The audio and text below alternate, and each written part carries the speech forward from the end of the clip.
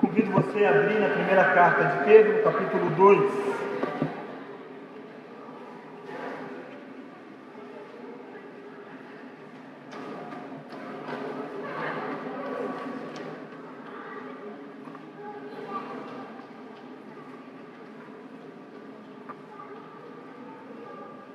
Primeira carta de Pedro, capítulo 2.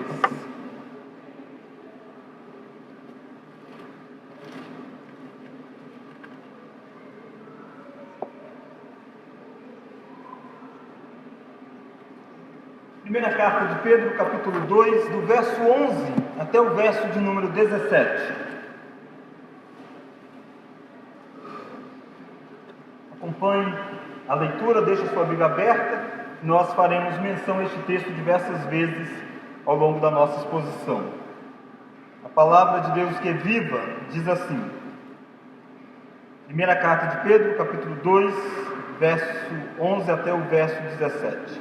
Amados, exorto-vos como peregrinos e forasteiros que sois, a vos absterdes das paixões carnais que fazem guerra contra a alma, mantendo exemplar o vosso procedimento no meio dos gentios, para que naquilo que falam contra vós outros, como de malfeitores, observando-vos em vossas boas obras, glorifiquem a Deus no dia da visitação. Sujeitai-vos a toda instituição humana, por causa do Senhor, quer seja ao rei, como ao soberano, que as autoridades, como as enviadas por ele, tanto para castigo dos malfeitores, como para louvor dos que praticam o bem. Porque assim é a vontade de Deus, que pela prática do bem façais emudecer a ignorância dos insensatos. Como livres que sois, não usando todavia a liberdade por pretexto da malícia, mas vivendo como servos de Deus. Vamos ler todos o verso 17?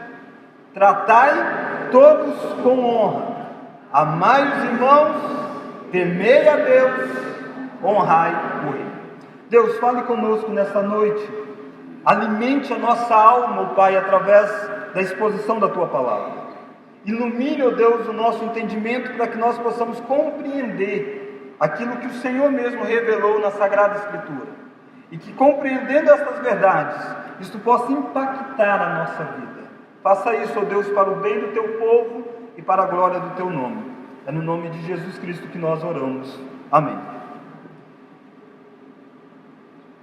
Irmãos, pregar uma sequência, em uma série de mensagens, como eu tenho feito, pregar em um livro bíblico, tem algumas grandes vantagens. Uma delas é que você se depara com textos e com assuntos que às vezes nós não pregamos de púlpito. Às vezes nós até damos aula, mas às vezes nós não fazemos sermões sobre tais assuntos. Hoje, por exemplo, este texto vai esbarrar em um destes. Este texto vai esbarrar na questão da autoridade, da submissão às autoridades constituídas por Deus. E quando nós olhamos para esta carta de Pedro, que tem sido motivo dos nossos estudos, das nossas mensagens, nós precisamos lembrar que esta carta foi escrita em um contexto em que crentes estavam sendo perseguidos, difamados, espalhados por todo o Império Romano. E esta carta, Pedro se dirige a um grupo específico que vivia na região do Ponto, da Galácia, da Capadócia, da Ásia e Bitínia, que seria hoje a nossa atual Turquia.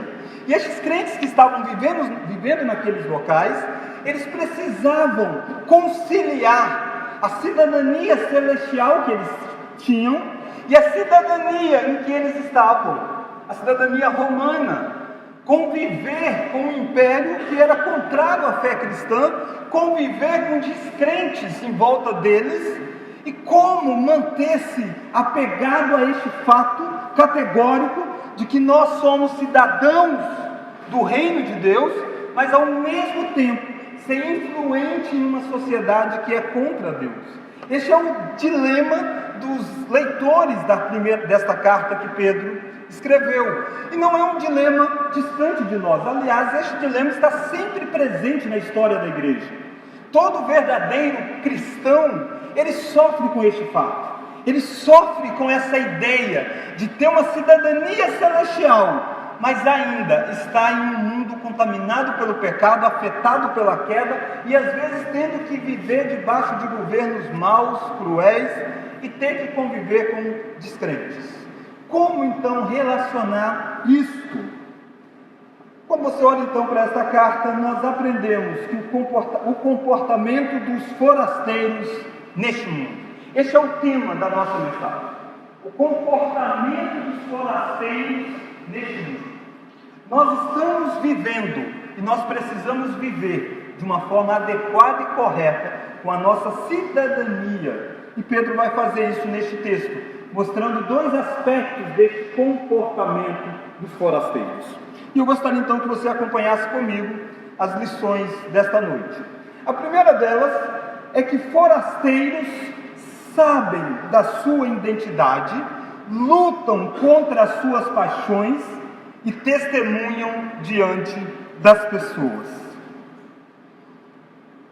O que é que os forasteiros fazem?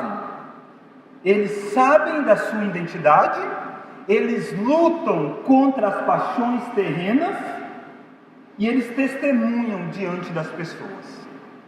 Isso está muito claro do verso 11 ao verso 12 deste texto. Olha aí comigo. Olha como Pedro dirige a estes crentes. Ele diz assim: amados. Ele está externando a condição destes homens diante de Deus e também diante do próprio apóstolo Pedro. Pedro os amava profundamente. Pedro é um homem extremamente sanguíneo. Pedro é um homem que ao longo da sua vida muitas vezes manifestava ira. E agora ele escreve com uma palavra doce, dizendo: amados. Mas mais do que ser amado por um apóstolo, era importante eles saberem que eles eram amados por Deus. E essa expressão amados constantemente aparece na Escritura com essa ideia de pessoas que foram amadas incondicionalmente por Deus. Percebe? Ser forasteiro, vivendo neste conflito deste mundo, nós precisamos atentar para a nossa identidade. Nós precisamos lembrar que nós somos amados por Deus. Mas Pedro vai alicerçar toda a sua ordem. Olha aí o verso 11. Amados, exorto-vos. Vamos ler agora? Como peregrinos e forasteiros que sois. Ele vai dar uma série de exortações que vai começar aqui no capítulo 2 e vai embora. Vai passar o capítulo 3, chega a parte do capítulo 4 e chega no capítulo 5, listando uma série de exortações. Mas todas elas estão meio que firmadas na identidade deles.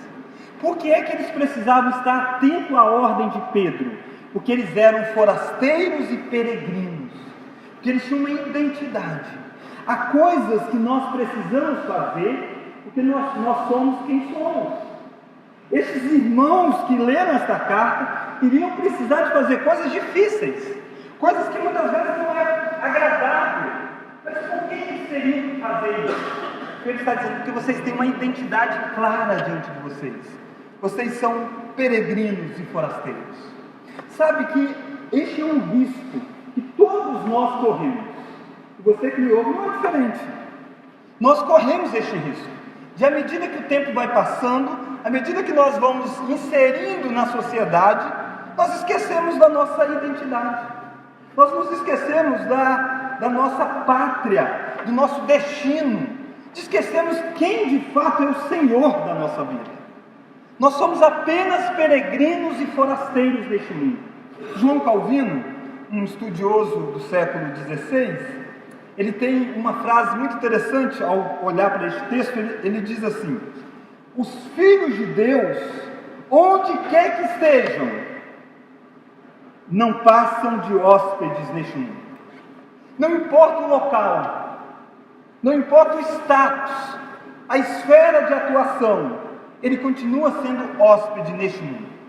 Se você está vivendo dias difíceis, se você vive situação complicada, é apenas hóspede neste mundo. Há uma pátria maior e melhor aguardando você. Mas se você vive desfrutando de um status, de uma condição de vida, de bons empregos, de uma boa família, também isto é apenas a situação de um hóspede. Você também tem uma pátria maior e melhor. E os seus olhos não podem sair deste fato categórico de que existe algo além dessa vida. E que a sua identidade faz toda a diferença. Saber quem nós somos determina a forma como nós ouvimos as exortações da palavra do Senhor.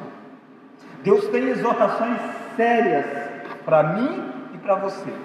Exortações que nos colocam na contramão de tudo aquilo que nós assistimos na televisão, daquilo que as pessoas dizem que deve ser feito, e que muitas vezes nós paramos e pensamos: será que faz sentido? Se nós lembrarmos que o nosso passaporte, que a nossa identidade, melhor dizendo, é do cidadão do reino de Deus, nós sim estaremos dispostos a ter costumes, comportamentos que vão na contramão do sistema em que nós estamos inseridos. Percebe como que é importante alicerçar bem o fundamento das exortações? Quando você fala para o seu filho fazer o que tem que ser feito, muitas vezes você diz o porquê. Pedro está dizendo para estes amados: a vida não vai ser fácil, as ordens são duras, mas vocês são peregrinos, vocês são forasteiros, não deixe que o mundo entre na mente de vocês. E Pedro então começa a dar estas ordens. Olha aí o verso 11 ainda: amados, exorto-vos como peregrinos e forasteiros que sois. Vamos ler?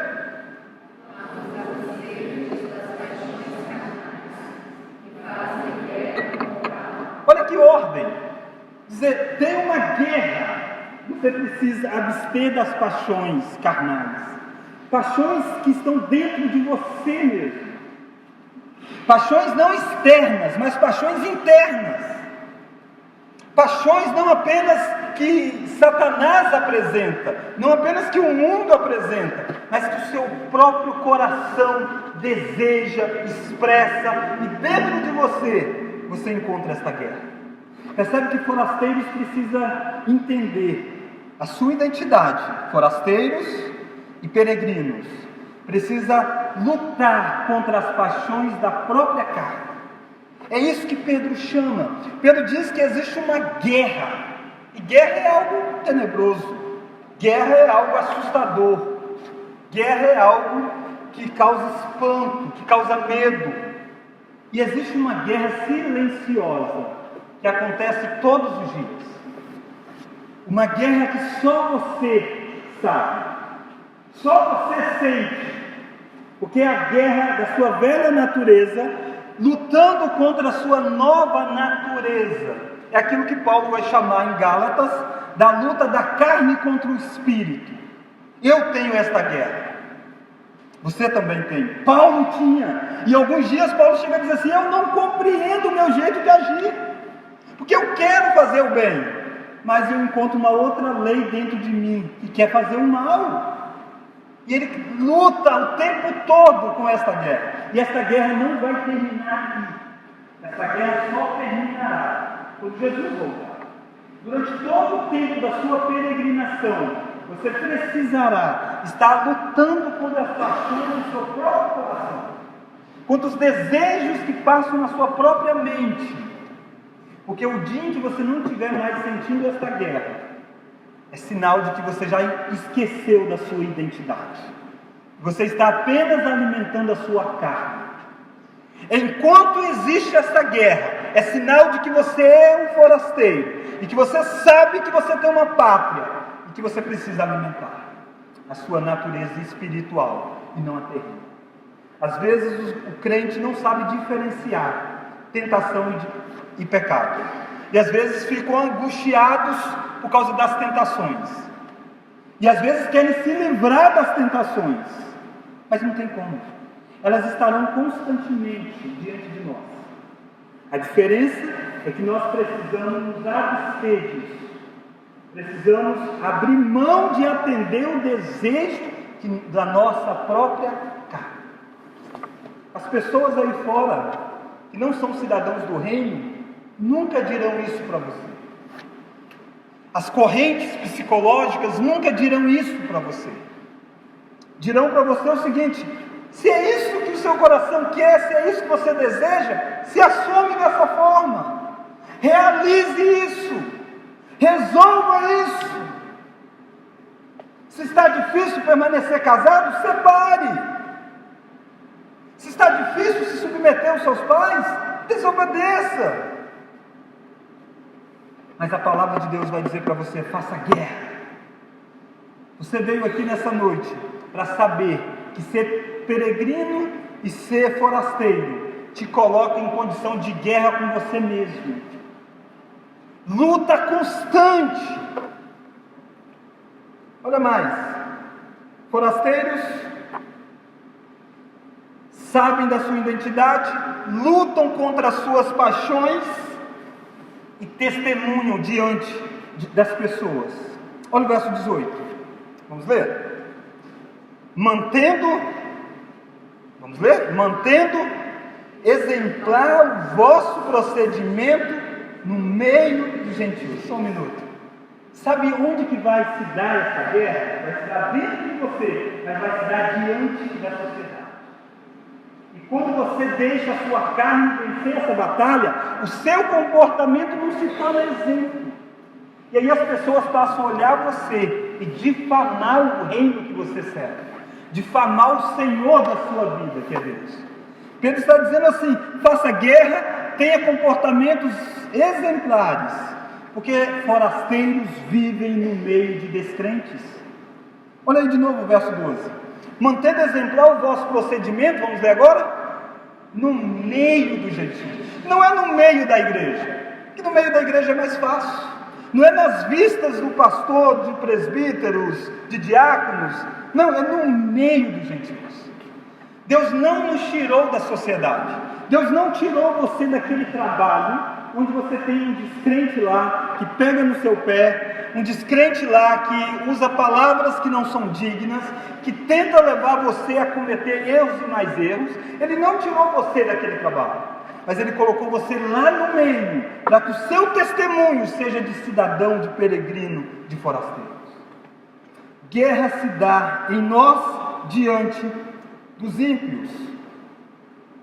É como se o crente vive uma vida como se ele vivesse na vitrine. Tem coisas que você coloca na vitrine de uma loja, você passa e aí você vê aquelas coisas na vitrine. Você olha de novo. Se for homem, passa direto. Ou se for mulher, olha, volta a olhar, e está olhando até hoje. Fica olhando. E sabe com tudo daquele detalhe. Nós crentes, quando eu falo crentes, eu estou dizendo verdadeiros cristãos, nós vivemos meio que numa vitrine. E o mundo está olhando assim para nós. Você já reparou quando sai um escândalo no meio político, envolve um evangélico, como que a mídia dá notícia? O mídia fulano de tal, evangélico, cometeu isso. Quando é de outras religiões, só diz fulano cometeu isso. Agora, quando é o cristão, o evangélico, ele qualifica. E é assim mesmo, o Pedro está dizendo, é assim mesmo. Você vai viver diante disso mesmo. E cuidado para que o reino de Deus não esteja sendo difamado, porque você tem perdido a sua guerra pessoal. Crentes vivem no meio de descrentes. Queridos, lembre-se que descrentes estão vendo as suas postagens no Facebook. Descrentes estão vendo as suas fotos no Instagram. Descrentes estão vendo o seu linguajar no trabalho. Descrentes estão vendo o seu linguajar no salão de beleza.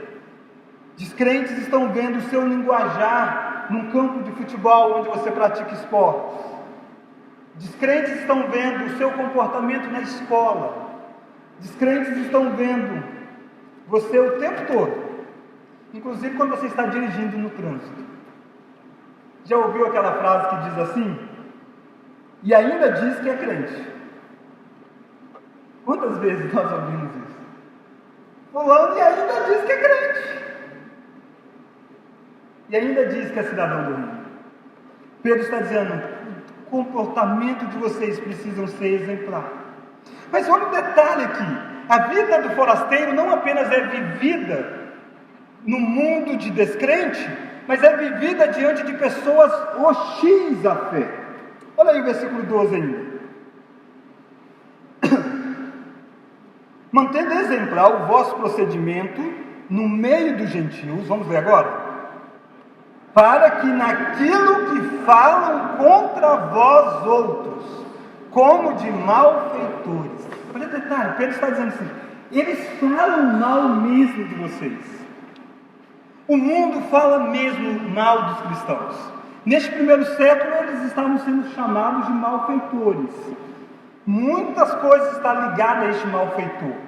Um deles, eles eram acusados de serem rebeldes contra o Império Romano, porque eles pregavam um tal de Senhor, um outro Kyrios, que é Jesus Cristo. E eles diziam, eles estão indo contra César. Eles eram acusados de serem, por exemplo, canibais, porque se reuniam para comer a carne de um homem que era ceia. Eles diziam, esse pessoal tem festas loucas, e eles casam entre irmãos, porque eles vivem chamando um ou outro de irmãos, e de repente estão casados. O cristianismo era muito criticado no primeiro século, mas não é diferente hoje. Os evangélicos são acusados de serem tapados, desculpa a expressão, burros, acusados de serem malucos, acusados de serem santinhos do pau oco, já ouviu essa? Santinhos do pau oco, acusados de serem aproveitadores da fé das pessoas, principalmente os líderes religiosos, e são acusados, por exemplo, de serem homofóbicos. Naturalmente que há toda uma construção por detrás dessa ideia de taxar os cristãos. Mas o fato é que não importa o sistema político, nós sempre seremos mal vistos pela sociedade. E qual é a forma de agir diante disso? Olha aí de novo o verso 12. Mantendo exemplar o vosso procedimento no meio dos gentios, vamos ler? Para que naquilo que falam contra vós outros,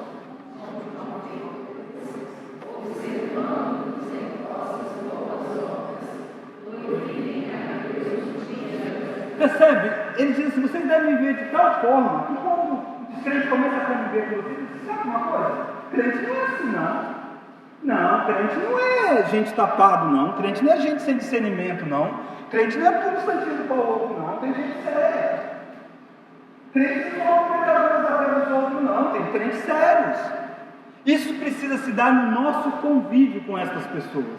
Nós somos meio que o espelho que deve refletir o verdadeiro cristianismo às pessoas.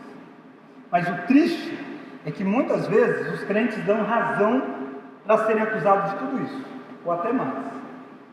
Há muitos cultos que de fato parecem loucuras. Há muitos crentes que compram e não pagam. Há muitos crentes que têm um linguajar igual ou pior do que o do mundo. Há muitos crentes que de fato se comportam de uma forma onde as pessoas dizem assim, realmente ele é santinho do pau oco. Forasteiros vivem no meio de uma geração hostil. Eles são o contrário à fé cristã, e eles precisam ser impactados com o nosso exemplo.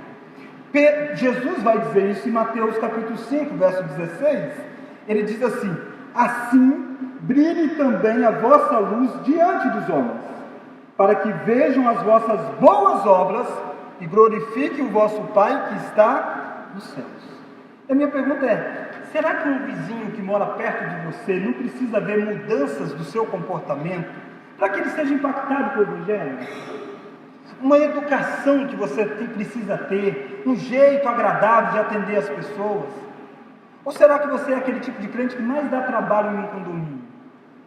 É aquele crente que põe a música evangélica lá do alto e diz, é para evangelizar, quando o povo está revoltado com a sua música. Que tipo de crente nós somos? Deus precisa usar a minha vida e a sua vida para reverter conceitos da sociedade. Reitero que isso não tem sido fácil, porque nós, os evangélicos, temos dado mais margens para tudo isso. Mas eu gostaria que você pudesse olhar comigo o finalzinho aí do verso 12. Observando-vos as vossas boas obras, vamos ler agora? Glorifiquem a Deus no dia da visitação. No dia que Deus visitá-los com graça, eles possam lembrar de realmente tinha crentes que eram diferentes. E eu lembro de fulano. Tomara que isso seja feito através da minha vida e da sua vida. Mas eu quero chamar a sua atenção para a segunda e última lição. Então, nós estamos olhando sobre o tema, o comportamento dos forasteiros neste mundo. A primeira lição: forasteiros sabem da sua identidade, lutam contra as suas paixões e testemunham diante dos homens. Segunda e última lição: forasteiros se submetem às autoridades. Olha aí o verso 13. Vamos ler? Sujeitai-vos a toda a instituição humana por causa do Senhor, quer seja ao rei como soberano. Esse texto Pedro lida com uma das questões difíceis daquele tempo, que era relacionar-se com o Estado contra Deus. O Império Romano não era um império fácil de se viver o cristianismo. No Império Romano, quando Pedro escreve, quem tinha subido ao trono era Nero.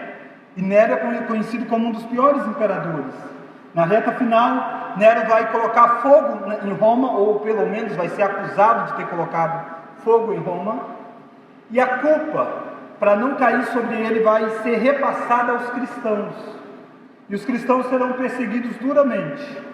Inclusive, este homem que escreve esta carta, que é Pedro, segundo a história, vai ser morto, martirizado no governo de Nero, debaixo da ordem deste imperador contrário à fé cristã. Mas como que o crente deve viver num mundo assim? Pedro surpreende eles. Em vez de Pedro jogar gasolina, álcool, para que possa ter fogo, não. Pedro vem e diz: sujeite-se às autoridades. Este tema não é fácil, principalmente em um país polarizado como nós temos vivido, onde muitas vezes um lado não reconhece a vitória do outro, e assim as disputas vão. Nós, crentes, no meio disso tudo, somos chamados a sermos submissos. É isso que o texto diz. Olha aí comigo o verso 13. Sujeitai-vos a toda a instituição humana. Pedro faz destaque de que essas instituições são humanas, mas nós devemos submissão a elas. Por que nós devemos submissão às autoridades? Olha aí o verso 13 aí. Por causa do Senhor. Pedro amarra aqui o argumento. Ele diz: a submissão às autoridades não é por causa delas, mas por causa do Senhor. É por causa de Deus, que é o soberano sobre todas as coisas, que nós devemos também nos submeter às autoridades. Irmãos, nós somos uma geração que temos dificuldades com a autoridade. Todos os tipos. É comum frases como: ninguém manda na minha vida, ninguém manda na minha boca, não preciso prestar contas a ninguém. Se você tem filhos adolescentes, então constantemente você ouve coisas parecidas com isso. E nós vivemos crise, mas crise de autoridade. Mas esse desejo de autonomia, desejo de não prestar contas a ninguém, nasce lá na ocasião da queda, do pecado. A tentação, a serpente oferece para Eva e Adão exatamente o caminho da autonomia. Diz assim: come, porque no dia que você comer, você será como Deus. Não precisa prestar contas a ninguém. O único que não precisa prestar contas a ninguém é Deus. Todos nós precisamos. Precisamos prestar contas na nossa relação com a sociedade. Pedro vai desenvolver isso. Precisamos prestar contas na nossa relação no emprego.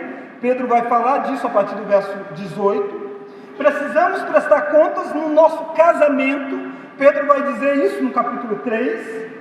Nós precisamos prestar contas no nosso casamento como esposa e como maridos, no verso 7. E aí no verso 8 Pedro diz assim: não está bom não você pensar que você precisa se submeter ao Estado, se submeter ao patrão, se submeter ao marido, se submeter à esposa, e também que você precisa se submeter uns aos outros. Nós somos chamados para viver uma vida de submissão. Eu sei que a palavra submissão é muito forte, porque nós carregamos com ela o sentido pejorativo dos dias atuais. Ser submisso parece que é ser inferior. E não é disso que eu estou falando. Submissão tem a ver em ter a mesma dignidade, mas você se submeter por causa de função diferente. O Filho, Jesus Cristo, se submeteu ao Pai, mesmo sendo da mesma natureza, do mesmo poder e glória do Pai. Então não caia nessa falácia de que ninguém manda na sua vida, de que você não deve prestar contas a ninguém. Nós precisamos de ter autoridade sobre nós. E Pedro vai dizer por que nós precisamos ter estas autoridades sobre nós. Olha aí o verso 14. Que as autoridades, como enviadas por ele, vamos ler, tanto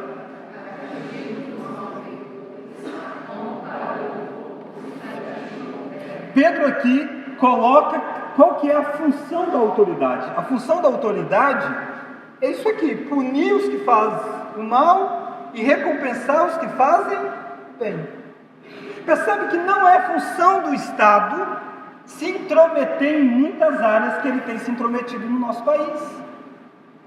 O Estado não deve ser gigante, o Estado não deve se intrometer nas questões familiares, o Estado não deve se intrometer nas questões de igrejas. A função do Estado é fazer isso que o texto diz: valorizar os que fazem o bem e punir os que fazem o mal. Porque nós vivemos em um mundo afetado pelo pecado. Se deixar o ser humano sem alguém para dar ordens, eles se destroem. E o Estado precisa punir aqueles que agem contrário e precisa recompensar aqueles que fazem o bem. O problema é que muitas vezes nós vivemos a inversão disso.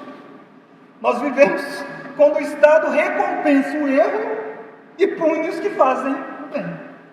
E aí o Estado terá que prestar contas diante de Deus disso.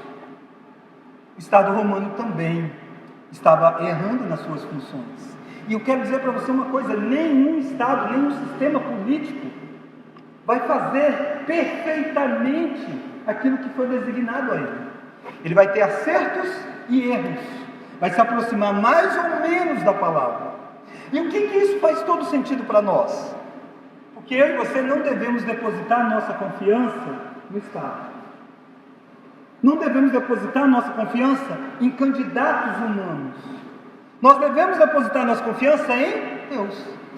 Quem é que vai trazer paz sobre este mundo? Quem é que vai enxugar todas as lágrimas?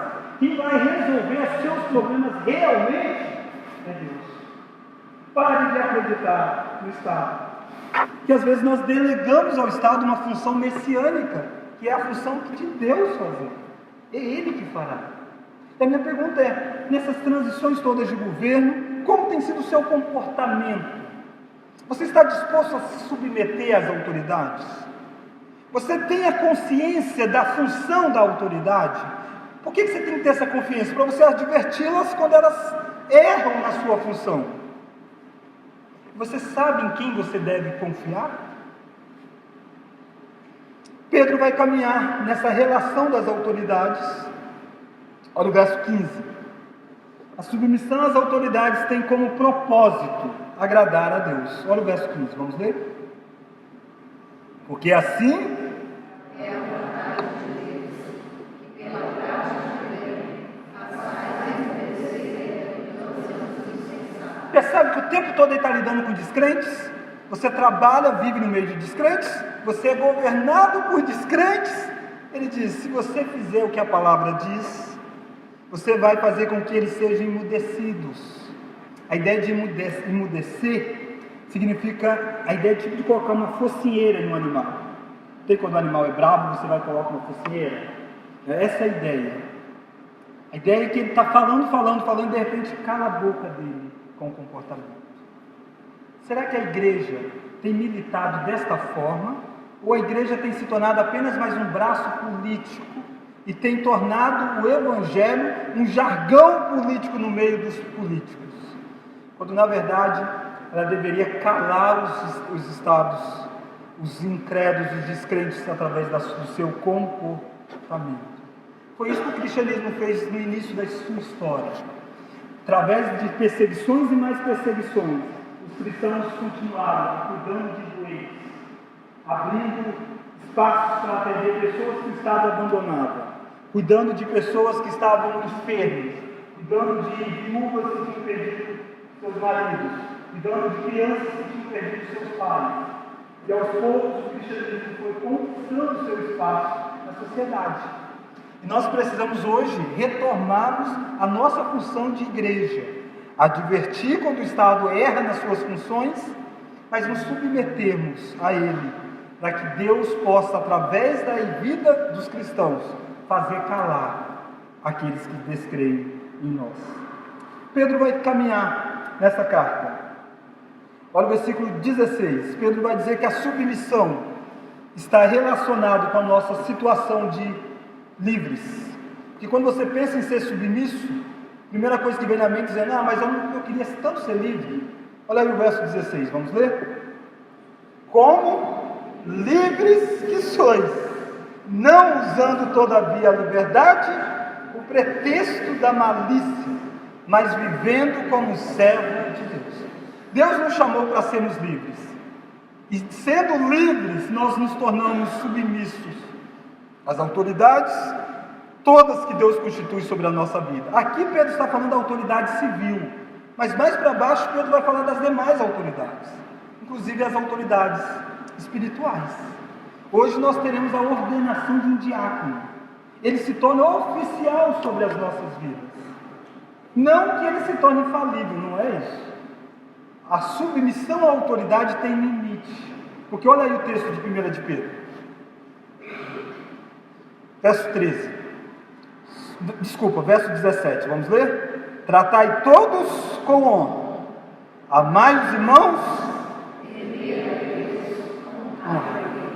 Há uma clara distinção aqui.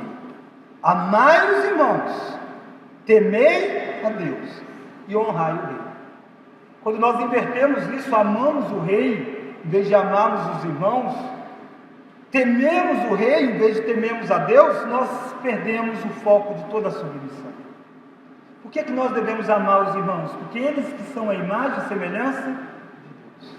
E quantos de nós desejamos ver uma mudança no país, nós não temos coragem de mudar nada na vida de ninguém que está ao nosso redor. Nós somos hipócritas. Nós precisamos amar os irmãos.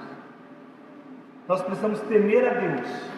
Porque temendo a Deus, há momentos que você dirá assim para a autoridade: eu não vou submeter a essa ordem. Porque o meu Senhor maior é Deus. Eu temo a Deus, eu não temo a autoridade. Sabe quem fez isso uma vez na história? Pedro. Este que escreveu isso. Certa feita ele estava pregando o Evangelho e as autoridades o prenderam. E disseram para ele assim: cala a boca, não fale no nome de Jesus, está proibido. Eram autoridades, eram pessoas que Pedro se submetia, que Pedro honrava. Mas Pedro temia Deus. E Pedro diz assim: importa obedecer a Deus ou aos homens. Percebe quando eu estou dizendo submissão, eu não estou dizendo de seguir cegamente. Nós tememos apenas a Deus. Todas as outras autoridades devem ser motivo da nossa honra, enquanto estas autoridades estão debaixo da palavra do Senhor. O problema é que facilmente nós confundimos isso e deixamos de honrar a autoridade, apenas porque o pensamento dela não é igual ao nosso. Nós devemos honrar, mas devemos também ser corajosos para dizer que não arredamos um milímetro sequer daquilo que Deus disse na palavra. Custe o que custar. Foi por isso que Pedro não se calou, e por isso que uma própria autoridade mandou matá-lo, que foi o caso do Império Romano, do imperador Nero. Porque ele temeu a Deus, porque ele viveu de forma exemplar, porque ele honrou o rei até o momento que pôde. E acima de tudo, ele amou os irmãos. Por isso que ele escreveu essa carta: amados. Queridos, nós temos um rei maior que qualquer governo no mundo, que é Jesus Cristo. Este a Bíblia descreve em Apocalipse como aquele que cavalga num cavalo, que vem para vencer, sai vitorioso, e ele extermina todos os governos contrários a ele. O texto chega a dizer que apenas com o sopro da sua boca ele extermina o maior representante do governo contrário a Deus, o anticristo. Tema a Deus, querido. Tema a Deus. Tema a Deus com o seu comportamento. Talvez você tema muito mais as consequências deste mundo do que as consequências eternas. Quando Pedro está dizendo, tema a Deus, honre as autoridades. Como você faz isso? Por exemplo, em um jogo de futebol, quem é o personagem mais criticado, debochado e humilhado? Quem é? O juiz. Quem é a maior autoridade no jogo? O juiz. E quantas vezes nós estamos ensinando para os nossos filhos que não importa a autoridade? Quantas vezes? Quem é no trânsito normalmente a pessoa que nós mais desprezamos às vezes? O guarda de trânsito, que é a grande autoridade. Cuidado para você não estar ensinando seus filhos que a autoridade não é importante. Quando você faz isso e você levanta a sua voz dizendo, meu filho, você precisa me respeitar. Você vai respeitar para quê, pai? Eu não vejo ninguém se respeitando ninguém. Nós somos chamados a honrar aqueles que têm autoridade sobre as nossas vidas. Vamos orar? Deus, neste momento que nós fomos lembrados desta preciosidade da Tua Palavra, de que nós temos uma identidade, nós temos uma pátria celestial, e isso muda tudo na nossa vida e no nosso comportamento. Nós somos chamados para viver em um mundo de descrentes, até mesmo em um mundo hostil. Conceda a Deus sabedoria às nossas vidas, para que através do nosso exemplo, as pessoas sejam impactadas pelo Evangelho, e não que o Evangelho seja envergonhado. Deus, oramos pela nossa nação, oramos pela vida de todos que estão investidos de autoridade no nosso país, oramos pelas autoridades também da igreja. Que o Senhor possa, Deus, sustentar cada uma dessas autoridades, mantendo-os debaixo da submissão da vontade maior do Senhor. E que nós possamos refletir nos nossos relacionamentos um comportamento ordeiro, que nós temos um Senhor que é maior sobre todos, que é Jesus Cristo. E mantenha, ó Deus, vivo como peregrinos e forasteiros que somos, o desejo de ver a nossa pátria celestial se concretizando na história. Essa oração que nós fazemos em nome de Jesus. Amém.